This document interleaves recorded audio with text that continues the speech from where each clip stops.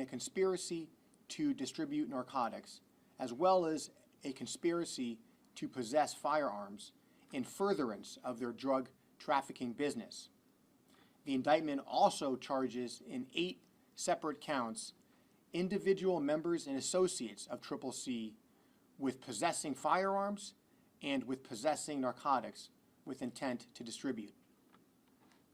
I would note that the indictment also contains a forfeiture allegations where we are seeking to forfeit the 15 firearms that law enforcement seized over the course of this investigation, as well as the hundreds of rounds of ammunition that was seized. Yesterday, law enforcement took into custody 3 of the defendants on this indictment: Dayon Jeter, Michael Chester, and Darian Coleman. As of now, 14 of the 15 defendants on that indictment are in custody. Gary Creek is scheduled to surrender later today and have his initial appearance, at which we will be seeking detention. As detailed in the indictment, this gang's enterprise relied on extreme violence to control their territory, to support their drug business, and to intimidate witnesses to prevent them from cooperating with law enforcement. The leadership of this gang, Gary Creek, Corey Cawthorn, and Daryl Carter, essentially ran an organized crime business. This business was illegal, making money through drug dealing, carjackings, and robberies. This business was built on violence, murders and shootings of rival gang members and drug dealers, a contract killing in exchange for money, and intimidation to prevent witnesses from cooperating. Spent time on branding, promoting CCC through clothing, jewelry, and rap songs. And they used social media to locate rivals and victims and to communicate with each other to plan their criminal activity. Now, make no mistake, as alleged in this indictment, CCC was as organized and savvy as they are violent and relentless. This indictment is the product of terrific investigative work by the Baltimore Police Department and by the ATF. Now, since this is a pending matter, we can't get into a lot of detail about the investigation, but we can share that it began with the Baltimore Police Department focusing on violent areas of East Baltimore, including Darley Park and Orchard Ridge. ATF joined the investigation, and the 2 agencies collaborated to put together a thorough and complete investigation that resulted in this 47-page indictment that we unsealed late yesterday. We initially brought an indictment in January of 2019 charging a narcotics conspiracy. And then in December 2019, we superseded that indictment and added additional defendants, including Gary Creek. Some of the defendants in those initial drug indictments have since pleaded guilty. Since the investigation was still ongoing, including investigating those historical homicides and non-fatal shootings that are charged in this new indictment, we did not publicize those earlier indictments. So today is the first time that we are speaking publicly about the CCC investigation. Over 2020 and into 2021, we continued the investigation. And ATF and the Baltimore Police Department deserve significant credit for developing evidence on these historical homicides and non-fatal shootings. The overt acts of the RICO conspiracy that are detailed over 14 pages of this new indictment allege more than 40 specific murders and attempted murders. Now, those are high numbers to be sure, even in the violent year that we are having, unfortunately. But we should keep in mind that these shootings are more than just numbers. For every homicide, there is a victim whose family will never see that person again. And for every survivor of a non-fatal shooting, that is a person who will never be the same, either physically or emotionally. Each of these shootings involves a victim and sometimes multiple victims. The indictment alleges an overt act in March of 2020 where 9 individuals were injured in one shooting by CCC. I would like to conclude with a few points. First, this case illustrates one component of our violent crime strategy, where we use data to identify the most violent areas of the city and then use our law enforcement partner teams to target those individuals driving the violence. These are proactive long-term investigations intended to dismantle violent gangs in Baltimore. Now, as we've seen, these cases can take a long time, which is why last week we announced the expansion of the Exile Gun Prosecution Unit. And those cases take a relatively shorter period of time. So it is our hope that both of those components, the combination of them, the longer proactive investigations with the relatively quicker gun prosecutions, will hopefully help address the violence we are seeing in Baltimore. Second, this indictment reflects another component of our violent crime strategy, which is charging violent drug trafficking organizations and then working back to solve historical homicides and non-fatal shootings. Third, this case against CCC is a good example of how the Baltimore Police Department and our federal law enforcement partners, in this case ATF, can work together to address violent gangs who are perpetrating patterns of violence throughout the city. And finally, I note that many of the defendants charged in this CCC indictment were under the age of 25 at the time that they participated in this violent racketeering conspiracy. It is distressing to all of us that there are so many young people engaging in violence in Baltimore.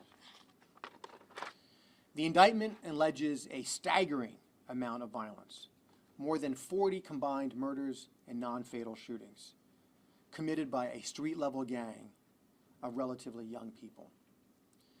This case reflects the frequency and the volume of the violence we are seeing, but fortunately, this case also reflects the dedication, the persistence, and the creativity of the Baltimore Police Department and the ATF in going after that violence. The message should be clear that we will not forget and we will never cease to go after the violence in Baltimore.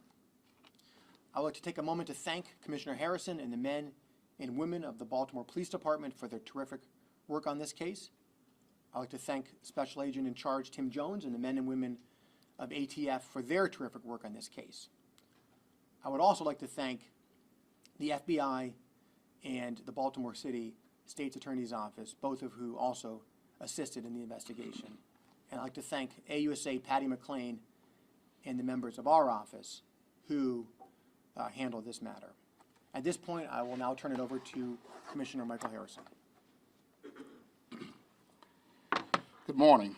First, I'd like to thank our U.S. Attorney Linzer and then recognize and thank Special Agent in Charge of ATF's Baltimore Field Office, Special Agent Tim Jones. When an indictment such as this occurs in an organization that is responsible for mass violence and drug distribution throughout our city is dismantled, I have to thank everyone involved, our federal and state partners, and certainly the men and women of the Baltimore Police Department.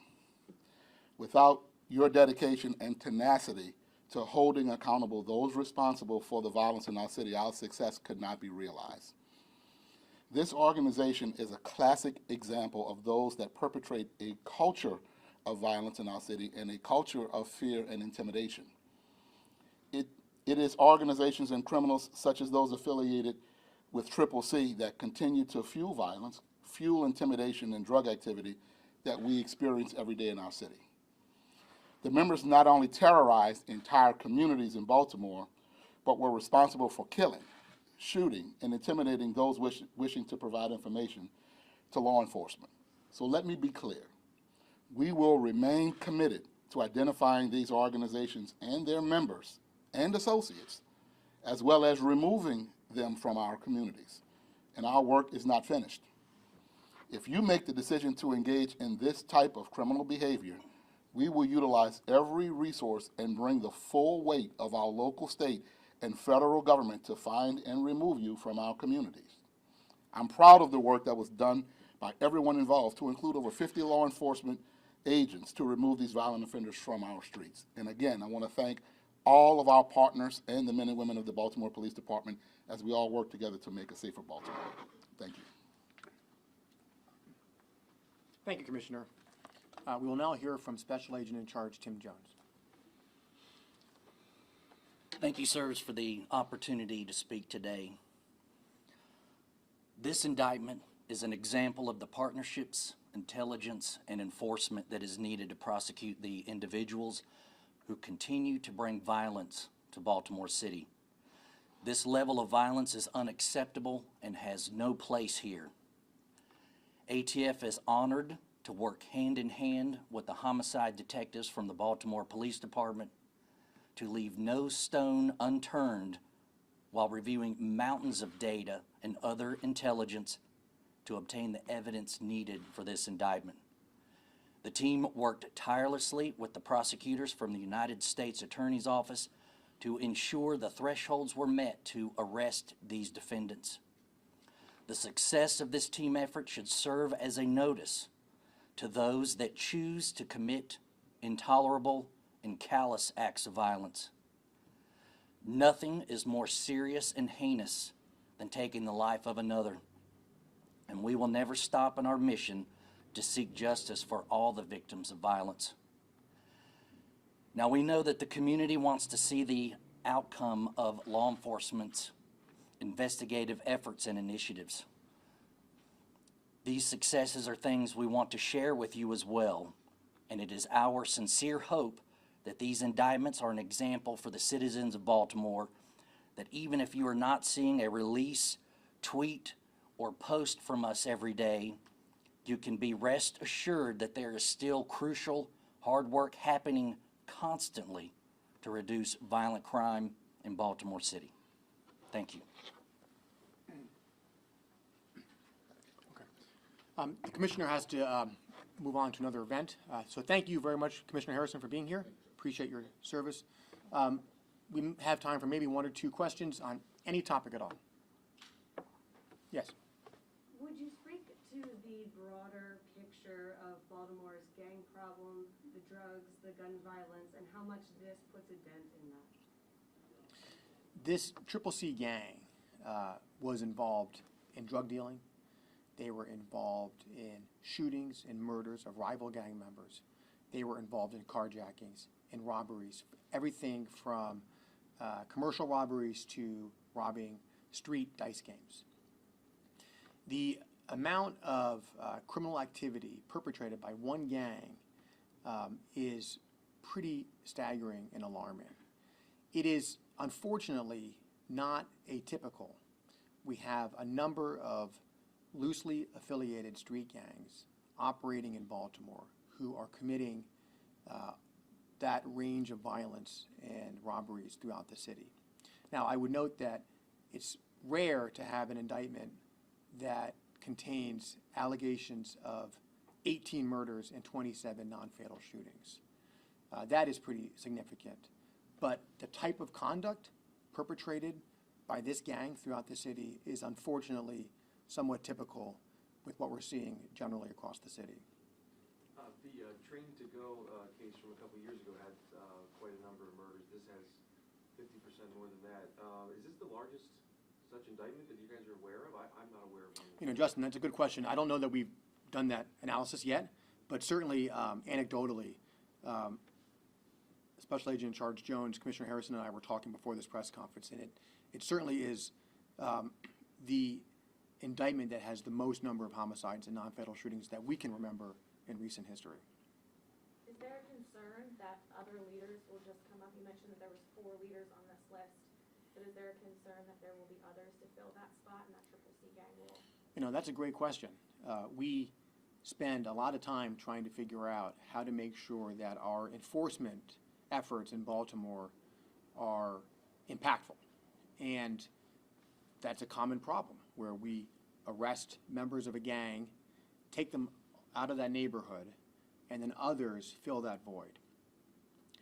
To address that, we are working with the Baltimore Police Department, the city, Mayor Brandon Scott, and the State's Attorney's Office on an initiative to focus city resources on neighborhoods following a big takedown. And that's something that we're hoping to be able to put into place in coming weeks. But yes, that is a concern we have. And when you have an investigation like this, which takes time, you know, we have, in this case, 3 different indictments. This is the first one that we're announcing. So certainly, that is a concern, and, but it's something that the ATF and our office and BPD are focusing on moving forward. You mentioned the investigation started in East Baltimore. Is that really where the whole focus was throughout the investigation, or how much did it spread throughout the entire city? Do you want to answer that? What I can say is that the investigation started focusing on a couple of specific areas in East Baltimore, Darley Park and Orchard Ridge, on violence that was perpetrated in those areas. And that's one of the components of our violent crime strategy, which is to use all the data available to all of our law enforcement partners to figure out where can we focus our limited resources. And so BPD identified those specific neighborhoods in East Baltimore. ATF joined the investigation, and there were tactics such as surveillance, video and physical surveillance, undercover drug buys, and other tactics like that to build the case and to the point we could bring the first indictment in January 2019. So there were other acts of violence. If you read the indictment, I know it's long, but you'll see other addresses listed in the overt acts where crimes occurred that were not in East Baltimore. And so that's, you know, sometimes you may have, for example, I believe in this indictment, a situation where members of the CCC went to a different part of the city for a retaliatory shooting or something like that. But the bulk of the drug dealing and activity was in East Baltimore. And if I can add, that's where NIBIN is so important, because at the end of the day, we're tracking the violence. Geography is an important component, but we want to address the target, those offenders that are committing these acts of violence. So by linking those shootings, by utilizing NIBIN, we can track them all over the city or outside the state or wherever they may go to continue these acts that they commit. You said 15 guns were seized in this. Where did those guns come from? Are these people the ones bringing them into the city? So the indictment talks about 15 guns being seized. And I think each of the overt acts talks about specific firearms that were used to commit crimes. And then as Special Agent in Charge Jones just mentioned, with that, they use NIBIN to link up the guns with different shootings. And I think there are some examples of that specified in the indictment. My understanding is that this gang held on to firearms. They shared the firearms. It was almost a requirement of this gang to possess and use firearms. You know, where those firearms came from originally, I don't know that we are in a position at this point of the investigation and prosecution to go into that level of detail. And again, if I can add, as far as the recovery of the firearms are concerned, each one of them would be submitted in E-Trace so we can determine the source location of that firearm. Those are active and ongoing investigations at this time, but we are following up with each one of them. Okay. Well, thank you all for your time today. I also want to thank Marcy Murphy, our press officer here, for she spends a lot of time trying to make sure we get information out to all of you. So thank you all for being here today.